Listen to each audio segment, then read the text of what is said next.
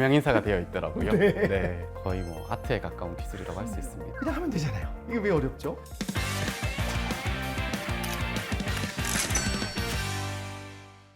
안녕하세요. 여러분과 함께하는 즐거운 과학 수다 시간, 과학을 채우는 시간의 과학 커뮤니케이터 이덕신입니다. 지난 시간에 이어 이번에도 디스플레이에 대해서 얘기를 해보려고 하는데요. 오늘도 디스플레이에 관한 이야기 계속 나눠보도록 하겠습니다. 박사님 인사 부탁드리겠습니다. 안녕하세요. 한국기계연구원 김현돈 박사입니다.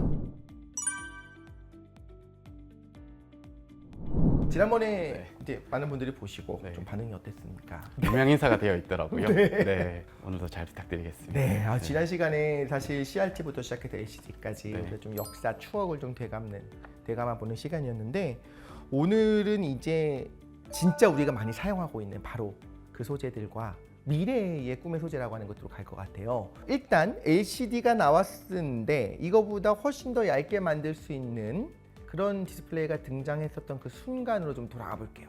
TV에서 광고했었던 아몰레드라고 했었던 올레드가 나오기 시작했죠. OLED. 아몰레드는 사실 그 올레드 앞에 구동 방식이 붙은 건데요. 액티브 매트리스 방식으로 이제 픽셀을 구동하는 방법에 대한 설명이고요. 저희 핸드폰 같은 경우에는 아몰레드가 맞죠. 그럼 이제 LCD랑 OLED는 사실 크게 우리가 일반인들 입장에서는 크게 다른 걸 모르겠어요. 근데 근본적인 차이 어떤 것들이 있다고 볼 수 있을까요? 백라이트의 유무가 가장 큰 차이라고 할 수 있습니다. 물론 이제 LCD 같은 경우에는 액정을 쓰고 OLED 같은 경우에는 유기물을 쓴다라는 것도 큰 차이가 될 텐데요.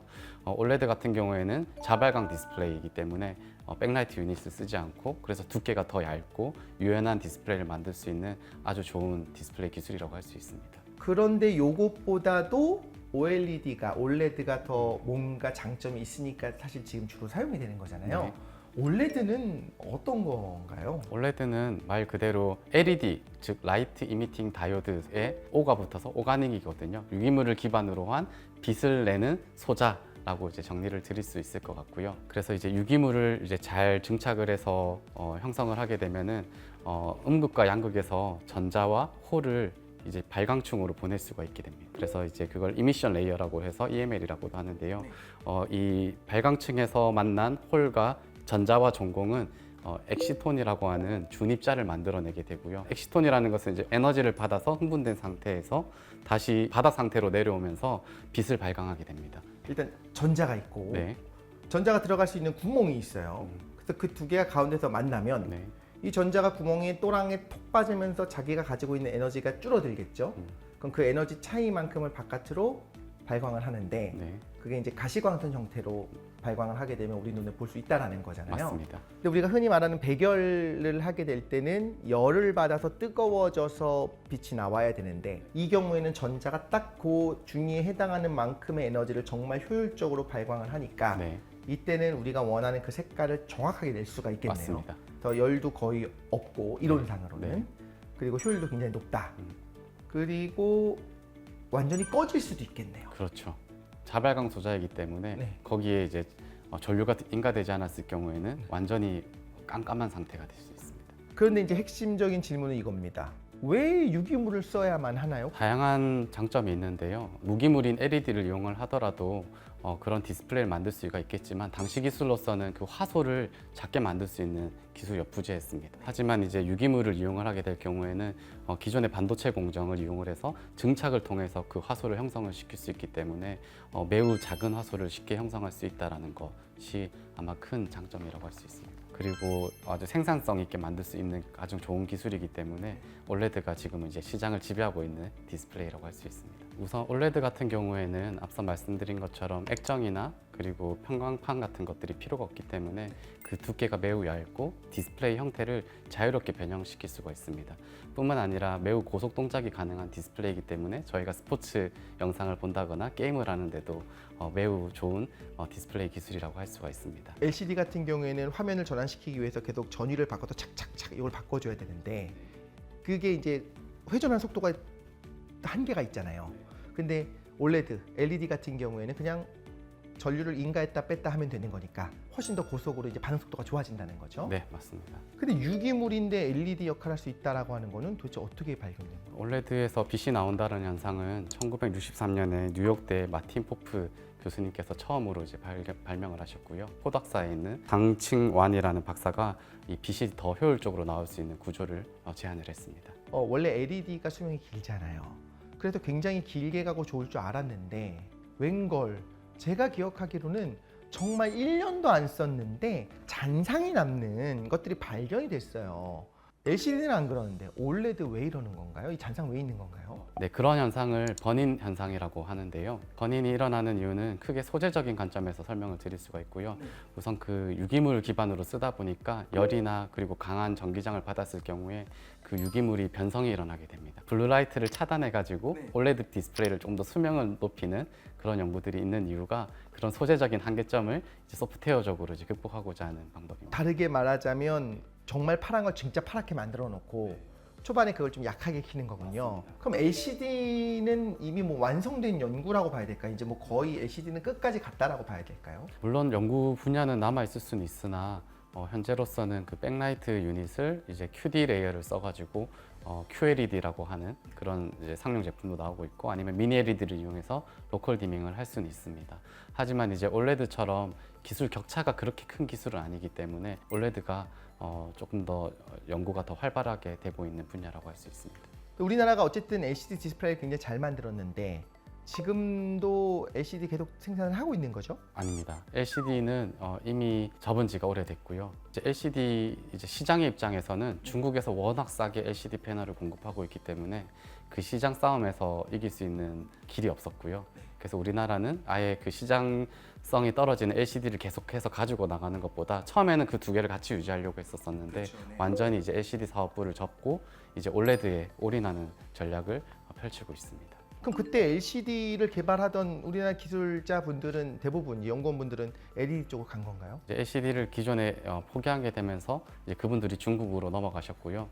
이제 중국은 현재 우리나라의 OLED 기술까지도 넘볼 수 있는 디스플레이 강국이 되었습니다. 이제 한국 정부가 지위를 다시 한번 회복해서 디스플레이 강국이 되기 위해서 반도체 디스플레이 12대 국가 전략 기술로 지정을 했다고 들었는데 이 중에서 좀 우리가 알아둬야 되는 주목받는 기술이 있다고요? 네, 바로 마이크로 LED 디스플레이라는 기술입니다. 네, 지금까지 했던 건 뭐 LCD에서 네.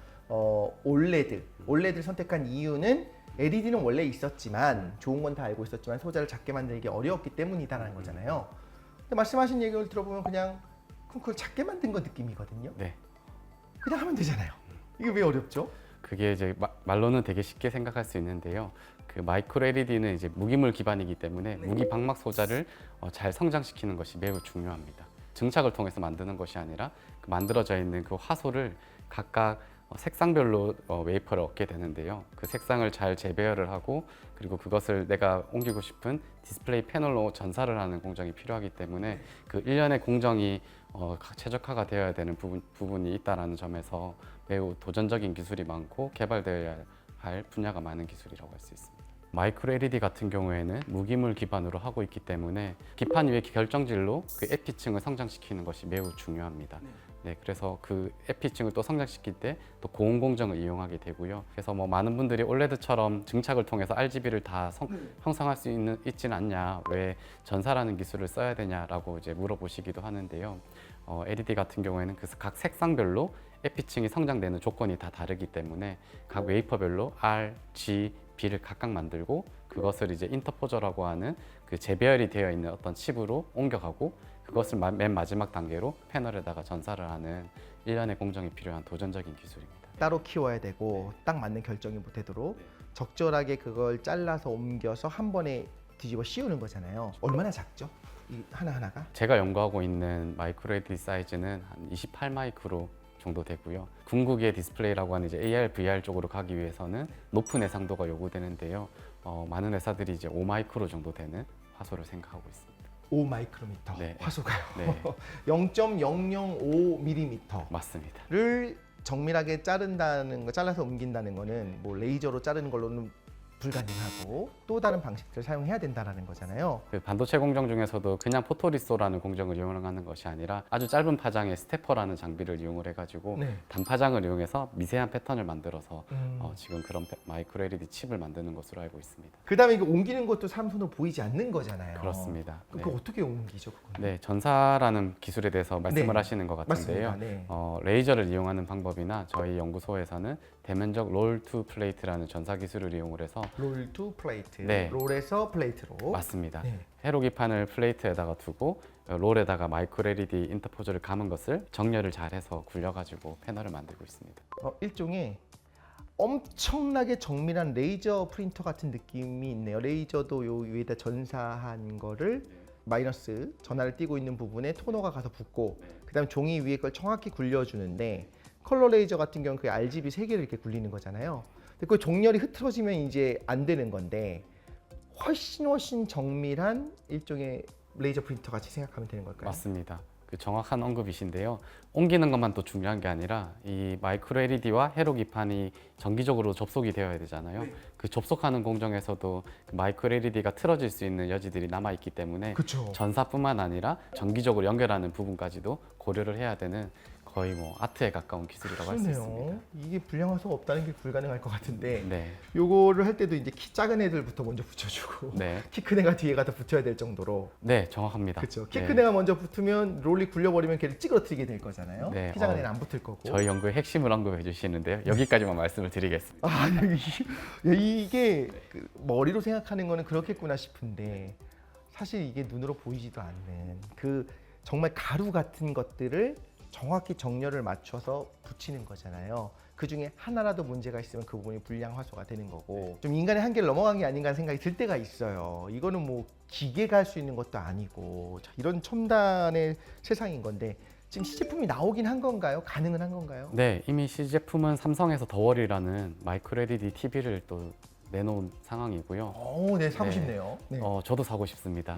네, 하지만 가격이 억이 넘어가기 때문에 일반인들이 구매하기에는 다소 좀 부담스러운 가격이라고 할 수 있습니다. 1억이 넘는 가격의 네. TV. 네. 한국의 디스플레이는 기술은 이제 계속 시장을 선점하고 굉장히 세계 최고 수준이었었는데 말씀하신 것처럼 지금 약간 주춤한 부분이 여러 가지 사정에서 생겼었잖아요. 네, 한국의 디스플레이 기술 다시 세계 1위 탈환하고 선도할 수 있겠죠?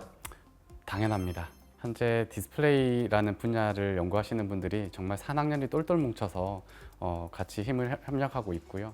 뿐만 아니라 저희 NST 산하의 여러 정부 출원 연구소 박사님들께서도 디스플레이 각 요소를 잘 개발하고 계시기 때문에 꼭 다시 한번 1위를 탈환하는 그때가 올 것이라고 저는 믿고 있습니다. 네, 저도 응원하고 기대하도록 하겠습니다. 네. 네, 함께해 주신 김현동 박사님 너무 감사드립니다. 과학을 채우는 시간 여기서 마무리하도록 하겠습니다. 감사합니다.